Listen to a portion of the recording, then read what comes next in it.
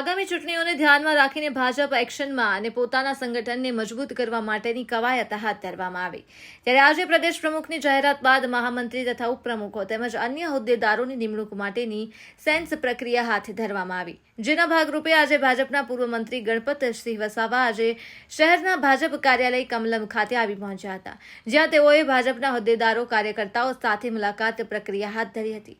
આ સેન્સ પ્રક્રિયા દરમિયાન જિલ્લાના 5 ધારાસભ્યોની સૂચક હાજરી જોવા મળી, જેથી રાજકીય ક્ષેત્રે ગરમાવો આવ્યો હતો। પ્રક્રિયા માટે વડોદરા આવી પહોંચેલા નિરીક્ષક અને પૂર્વ મંત્રી ગણપતસિંહ વસાવાએ જણાવ્યું હતું કે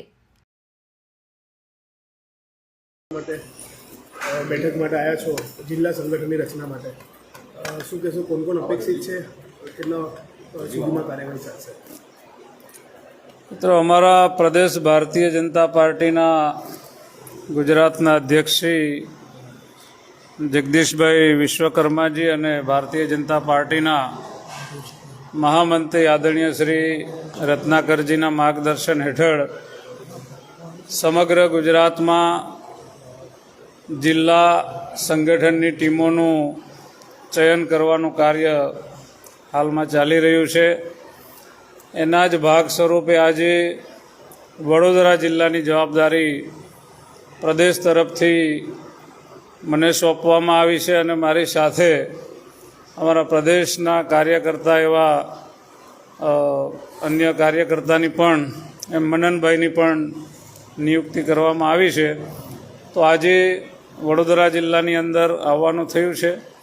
અહીંયા જે અપેક્ષિત કાર્યકર્તાઓની યાદી પ્રદેશ તરફથી તૈયાર કરવામાં આવી છે એમને સાંભળવામાં આવશે અને અહીંથી જે કંઈ સૂચનો આપવામાં આવશે એમાં વિસ્તાર પણ જોવામાં આવશે, કાસ્ટ ફેક્ટર પણ જોવામાં આવશે, ઉંમર પણ જોવામાં આવશે અને કાર્યકર્તા કેટલા કેપેબલ છે અને બધા જ જો સમાઈ જાય એ પ્રકારનું એક સરસ ગુલદસ્તો બને અને વડોદરા જિલ્લા ભારતીય જનતા પાર્ટી એ સંગઠન ખૂબ મજબૂતાઈથી બને અને આગળની તમામ કાર્યક્રમો હોય, ચૂંટણીઓ હોય એને જબરજસ્ત સફળતા મળે એ પ્રકારની નવી ટીમ એ પ્રદેશના માર્ગદર્શન હેઠળ આવનારા ટૂંકા દિવસોમાં બનશે।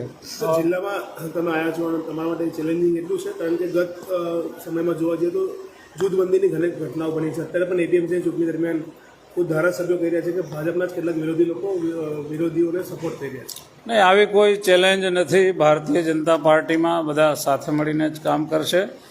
એક ટીમ બનીને તમામ લોકો ભારતીય જનતા પાર્ટીનું કામ કરશે।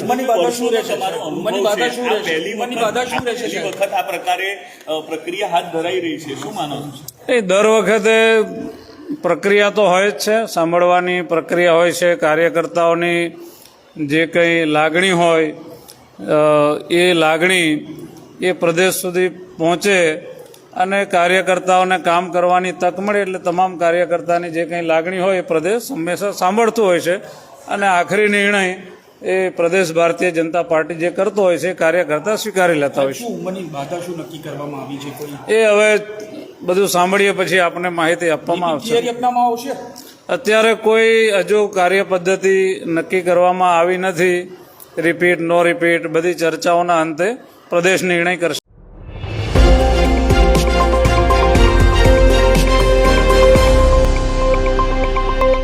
Audio Jungle.